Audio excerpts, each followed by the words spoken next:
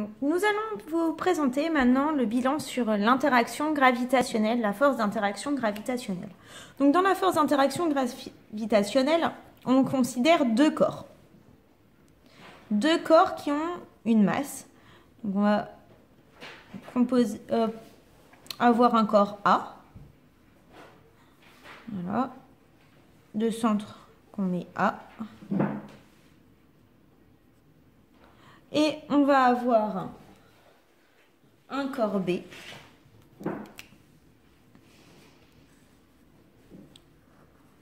De centre B, corps B. Ces deux corps, comme ils possèdent une masse, ils sont en interaction gravitationnelle. Donc corps B de masse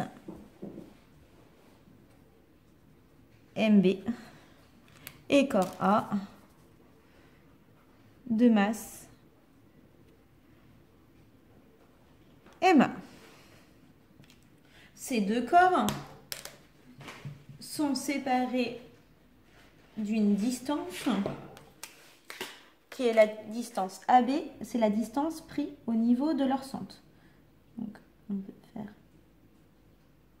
le segment qui passe par les deux centres. Et ça, c'est la distance AB. Et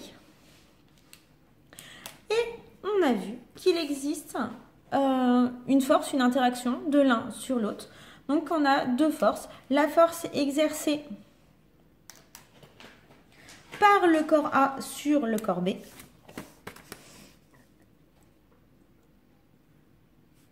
La force exercée par le corps A sur le corps B. Et on a la même force, exactement la même taille.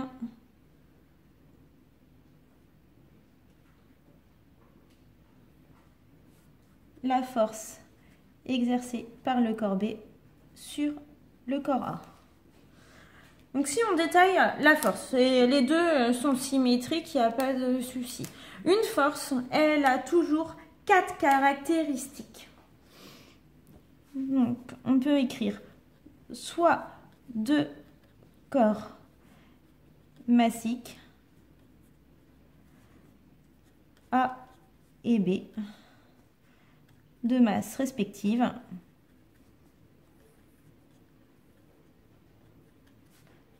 MA et MB. FA, la force exercée par A sur le corps B, a 4 propriétés. D'abord, c'est le point d'application.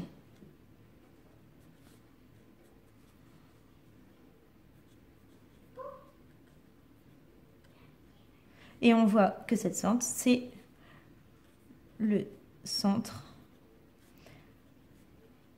du corps B.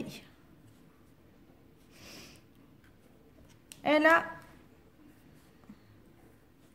aussi comme caractéristique la direction. Ou alors ce que vous avez pu voir dans la vidéo qu'on peut aussi appeler la droite d'action. C'est suivant quelle droite elle est dirigée, quel est l'axe. Donc la droite, on l'a vu, c'est la droite que l'on a mis en bleu clair. C'est la droite AB qui passe par les deux centres. Elle a un sens, puisque c'est un vecteur. Le sens, c'est le sens de la flèche. Et là, on voit que le sens, il est de B vers A.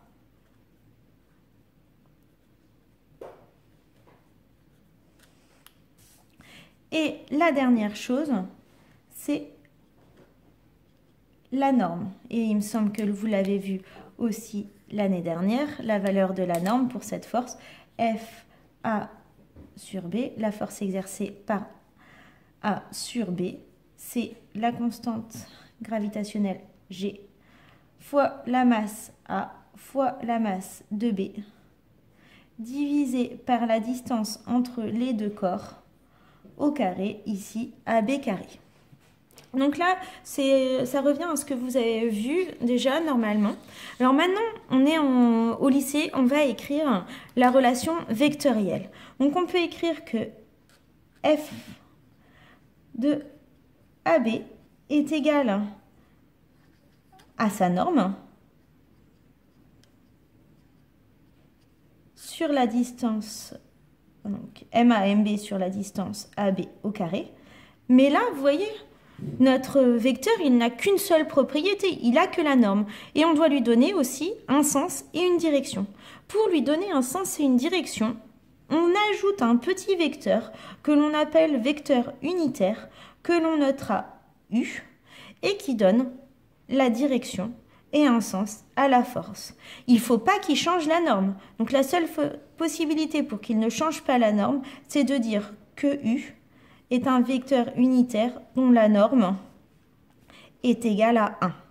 Et ce vecteur unitaire, il va avoir même direction et même sens que la force exercée par A sur B.